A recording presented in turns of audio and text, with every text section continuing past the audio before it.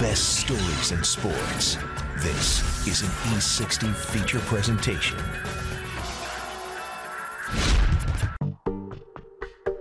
Rodgers rolling right, sends the play, makes the turn to the end zone. Touchdown, Aaron Rodgers. Now that he's won a Super Bowl, now that he's scrubbed away the bad taste left behind by his immediate predecessor, now that he's recognized as perhaps the best quarterback in football, Aaron Rodgers throws the end zone. He's got him, man! Touchdown! It's easy to forget that Aaron Rodgers' success wasn't guaranteed.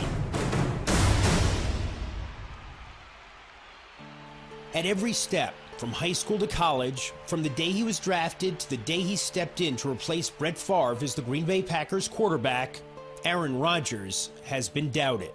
I've always felt like my skills have been underappreciated. I've been overlooked, and I've had a chip on my shoulder and felt like I deserved an opportunity. You know, one of his favorite poems is The Road Less Traveled, and I think he's done that. You know, I think he's gone down a road that hardly anybody's had to go down.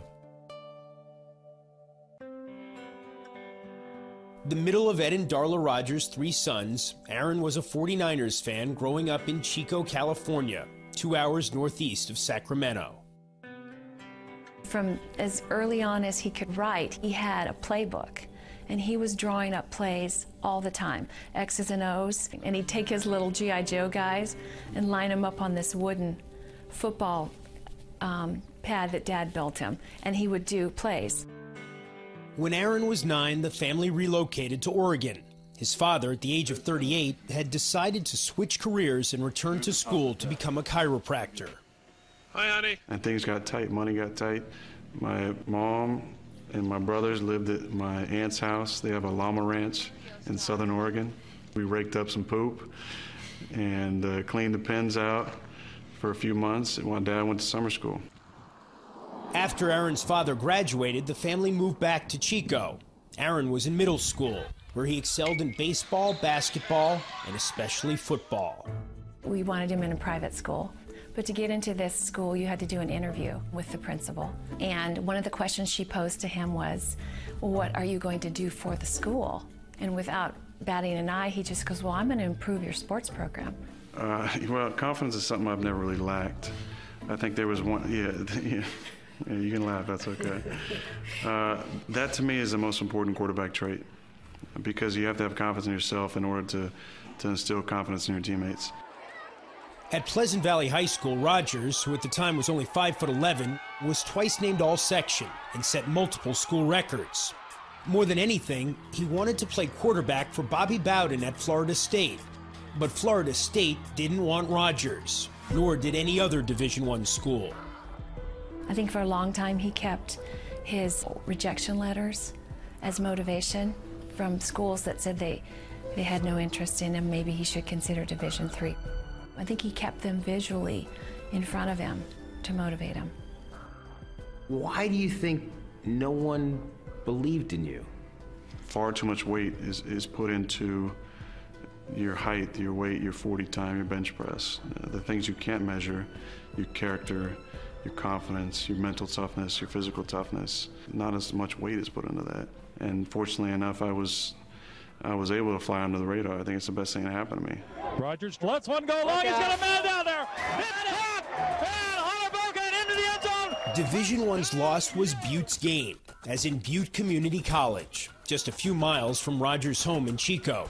Rodgers was that rare football prospect attending junior college not because of poor test scores. In fact, he'd scored 1310 on his SATs. In his one season at Butte, Rodgers, who'd grown to 6'2", threw for 28 touchdowns and nearly 2,500 yards. Still, he went largely overlooked. But then in early 2003, Jeff Tedford, the head coach at Cal Berkeley, came to Butte to scout one of Rodgers' receivers. Coach Tedford comes out and he goes, can I come in and see some film? I show him one play where he takes a three-step drop, throws that slant for a touchdown, and Tedford just turns off the projector and he goes, hey, that's the best quarterback I've ever seen.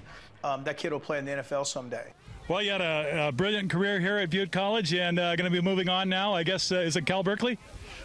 Pretty sure right now, but you know, it's been fun. Butte has been everything I've ever hoped, and even more. I got him on the phone that night and told him what I thought, and told him we were going to offer him a scholarship. Ladies and gentlemen, welcome to California.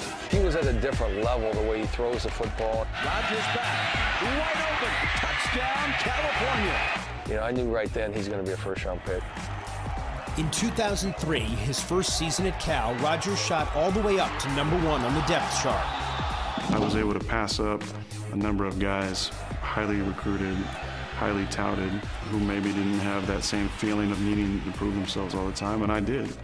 And that just drove me like crazy.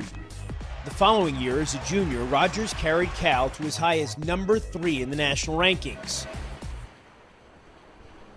After that season, he decided to enter the 2005 NFL Draft, and experts predicted that the 49ers, his hometown team, would make him the first overall pick. But instead, the 49ers selected quarterback Alex Smith of Utah. Rodgers didn't go first, or second, or third. He didn't go in the top 10. He didn't go in the top 20. Then, as the draft continued, he became an object of pity and morbid curiosity. And it's embarrassing. You know the whole world's watching, your phone's buzzing every 2 minutes, and you're hoping it's a team calling, but it's just your buddy saying, hey, nice hair, nice suit, smile a little bit, you know, kiss your mom, you know, just making jokes, and it's hard to laugh in a situation where you know everybody's laughing at you. The wait finally ended when the Green Bay Packers selected Rodgers with the 24th pick. Well, we're just glad he's on a team. We're glad that no more picks went by. It's going to be fun just meeting the teammates and the coaching staff and being able to start to gel with this team. For Rodgers, going to the Packers meant there'd be no immediate pressure to play. It also meant that eventually he'd be under tremendous pressure as the man tapped to replace Brett Favre. How helpful was Brett to you when you were his understudy? Well, I think the most helpful thing was watching him. I got to see his mannerisms, the way he conducted the huddle, and just tried to take the good things I saw and incorporate those into my own game. What about on a personal level? Were you guys close? Yeah, I thought we were. I really did. You know, the first year was a tough year. My contract doesn't say I have to get Aaron Rodgers ready to play. Now, hopefully he watches me and gets something from that. I'm sure there was some feelings of frustration that they picked his potential successor in the first round, but then in 06 and 07, I thought our relationship really got strong, and he realized that I was in his corner. That changed after the 2007 season. Favre retired, but soon changed his mind and all but demanded his job back. The Packers, to the dismay of Favre and many of their fans, stood firm with Rodgers. I was the guy caught in the middle of a struggle, and it was out of my control. In 2008, his first season as a starter, Rodgers struggled, and the Packers won only 6 games. But in 2009, the Packers reached the playoffs, and Rodgers was named to the Pro Bowl. It was his team, and he just earned everybody's trust week in and week out. But Aaron Rodgers was ready to play when it was his turn. The snap to Rodgers. A-Rod looks, throws the end zone, touchdown! He has that Cali swagger, I call it. He's confident in his own ability, and it's almost like, can you stop me? Last year, Rodgers engineered one of the greatest runs ever in the NFL. The Packers won their final 6 games, including 3 playoff games on the road, and Super Bowl 45, in which they defeated the Pittsburgh Steelers 31-25. The Lombardi Trophy is going back home to Green Bay. How do people, you think, treat you different now that you're a Super Bowl champion and a Super Bowl MVP? Well, right or wrong, I think it just gave me my game some legitimacy, and you know, it's funny to think if we had lost, you know, would I not be considered an elite quarterback, or would I still be in the shadow of the former quarterback that played here? I'm just thankful we won that game. What's your relationship with Brett now? I don't have one. Just haven't talked to him. No congratulations after the Super Bowl? Haven't talked to him. But Favre, who retired again this offseason, has been talking about Rodgers, offering his thoughts on the success of his successor on a radio show on October 4th. The biggest surprise for me was they didn't do it sooner. So he just kind of fell in to a good situation. The only thing I want to say, I'm just really proud of our guys and what our team did last season. It was a great accomplishment. It took all 53 of those guys and, obviously got the attention of a lot of people, and we're proud of the fact that, we achieved the ultimate goal as a team. This season, Rodgers is the early favorite for league MVP. And as the face of the Super Bowl champions, he's in high demand. On late-night couches, at the White House, in music videos featuring the band he helps manage, as the spokesman for a pediatric cancer charity.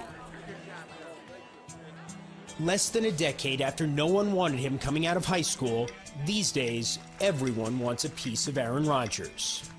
He said, "My goals have changed, Mom. I don't really desire anymore to be the best quarterback in the NFL." He goes, "I want to be remembered as one of the best men that ever played quarterback in the NFL." When you think about your career and your life the last 10 years, what do you see as kind of an overarching theme here? I think kind of the underdog story. And that's kind of been a positive for me. It might not be how somebody from an outside perspective sees it, but I just kind of always kept those doubters on my mind and enjoyed the opportunity to prove those people wrong.